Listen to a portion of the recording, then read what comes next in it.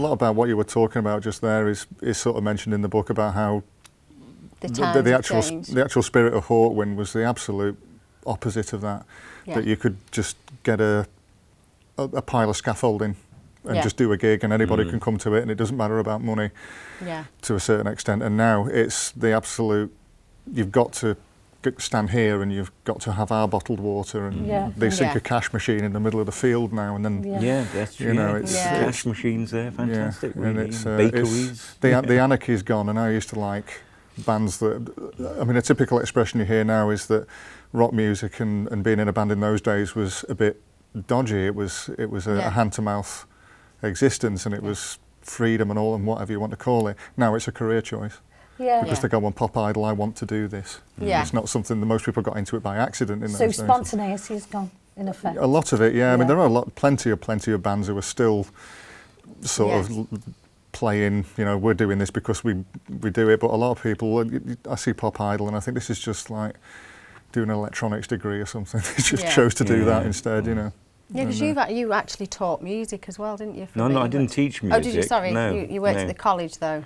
I'm a religious education and English teacher. teacher. Oh no, yes, that was it. Yes. But you tended to, didn't you, bring your music in? Well, yes. Yeah. You know, so when I was teaching, I'd do guitar lessons and stuff like that, and what have you. But now, I did attempt once, actually, with the Arts Council. They never gave me any money to go around schools with synthesizers when the old analog synths were the top of the technology tree, and they said, oh, well, that sounds like a good idea, and I said, great, can I have a grant then? They said, no, you go and do it, and then we'll see how it goes. And I think that's all how it is now. That would have been really good though, wouldn't it? Of course it would. It'd been great. You know.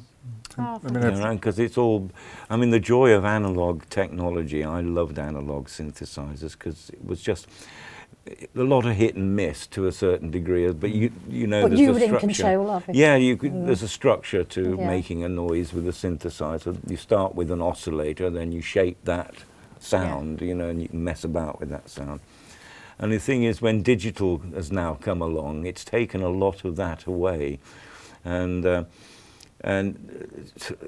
you have to, it's all preset sounds unless you can program a digital synthesizer, and it's hard going, and you need like glasses and a book and about 3 days and a PhD and a phone to phone your son up who's more au fait with digital stuff than you are, because you're so old now. But I think we've got to say though, for nowadays it does work for the younger generation now. Of course it does open so many windows for them. I mean, look at all. I mean, even recording gadgets now are so sophisticated, and they're tiny, you know, and sophisticated now that I just lost track, actually, you know, it's of what easy goes to do on. though, isn't it? Yeah, so many things change and so much. And the prices of things. You have to go and spend £3 on a magazine to tell you what's new, and then a month later you get another magazine. There's even more new stuff that's outdated the stuff the month before, and that's how quick it's all changing all the time. You know. Yeah. And you can go on stage with an iPad now. You can go on there with an iPhone, you know, and as long as you've got the amplification right, it's going to sound fantastic, you know. But it's all a bit naff, really, isn't it? Well, there you are, the big keyboard stand and a little iPhone in the middle. Gone the big monster machine. You can't hide behind racks of equipment, you know, buttons and knobs and faders and stuff. You see that now. I've been to a gig that was an electronic act, and it was just a laptop on a stand, and when this piano solo was coming up, I thought, it'd be nice to see him play this. I like it. Touched the screen and it played the solo. He didn't actually play it. It was preset. Do you think the audience are losing out then? Well, again, that's. I think it depends, really. I mean, there's the whole generation now which has been brought up on digital software, haven't they now? Yeah. iPhones and what have you, and iPads and computers and stuff. And even 2-year-olds can go to an iPad and go bonk bonk and get the videos working. Yeah. You know.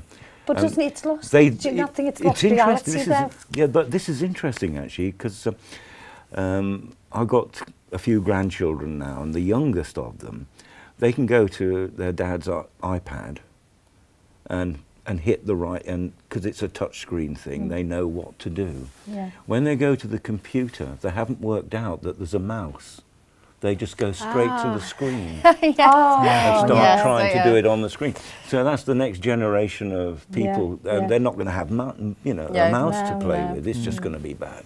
Then the next thing, of course, is computer. You can just talk to it. And you just talk to it. Well, the iPad 3, you can talk to it now, and it just does it all it's for like you. the BlackBerry, isn't it? Yeah. You can give it a command, and it's like phone up Sarah.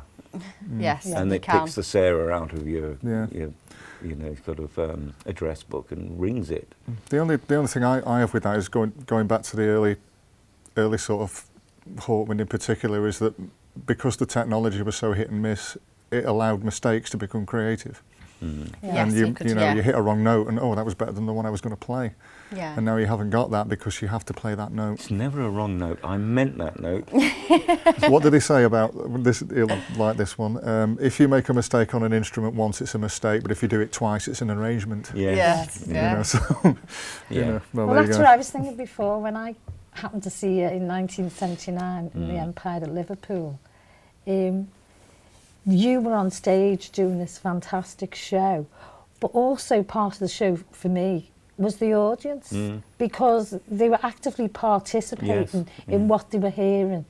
And it was like it was part of the show. Now, looking at like what you're saying, a show can be just a laptop.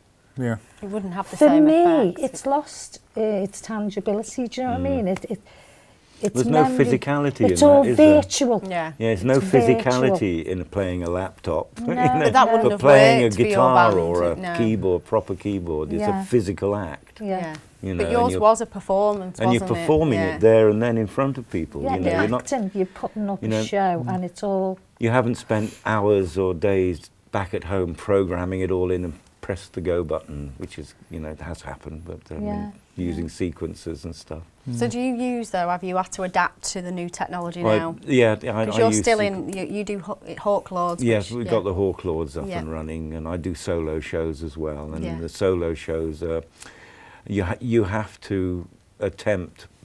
What I do is I kind of pre-sequence stuff and then play over it, play along with it with the keyboards.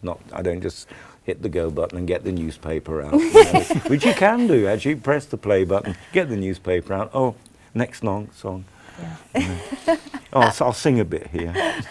Can you tell us about your new album, Harvey? The Hawk Lords album. Yeah. Well, we're in the throes of recording it at the moment, and it should be ready by the end of May with a bit of luck. And it's quite interesting, really, because it's all new stuff.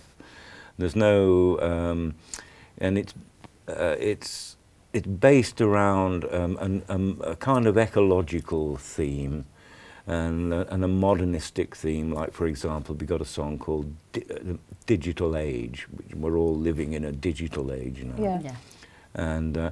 And there's a song called Wake Up in there. I mean, these are tentative titles. About waking up to what's going on around you, both politically and physically. The fact that the climate is changing, but it's not brought on. I don't think it's brought on by human actions. I think this is just the earth telling us to go away. To put it politely. But also political things. You have to wake up to what's going on politically. All this we're all in it together rubbish that we keep hearing in this country is garbage. It's absolute garbage. Yeah, because most people are indifferent, aren't they, to politics? Well, unfortunately, but they shouldn't be indifferent to governments, because governments create health problems, basically. And the only good government is no government. Am I allowed to say that?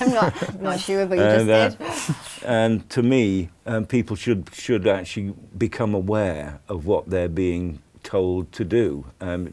We're being forced into our freedoms are getting less and less.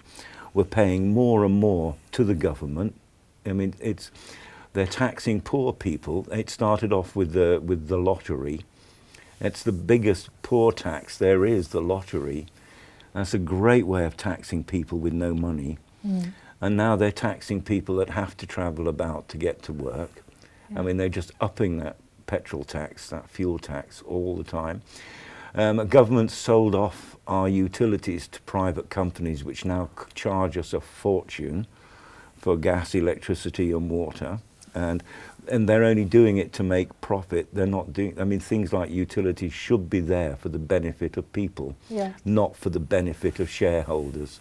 I think we're getting off the I know, point. but I'm just we having jump the, back about on now, insurance aren't we? companies. Can we go on to insurance companies? No, your next? songs, though. Your But songs. but that's the sort of thing we just Yeah. want people to become aware of their surroundings a lot more. Yeah. That, you know, we live in a comfort zone, don't we? Really, you know, and it's lovely to live in a comfort zone, but we mustn't lose the notion that who's organising our lives has our best interests at heart. They haven't. They have their own best interests at heart, and the more they can keep people clamped down, the better, the easier it is for them. And the more they can keep them clamped down, then the more they have to go to work, the more money they have to earn to survive at a basic level. Then that's great, because then people can't go out and cause trouble. So you're trying to get this message across. So we're trying to get this kind of through the songs, Yeah, yes, that, you know, just wake up and look at what's going on around you.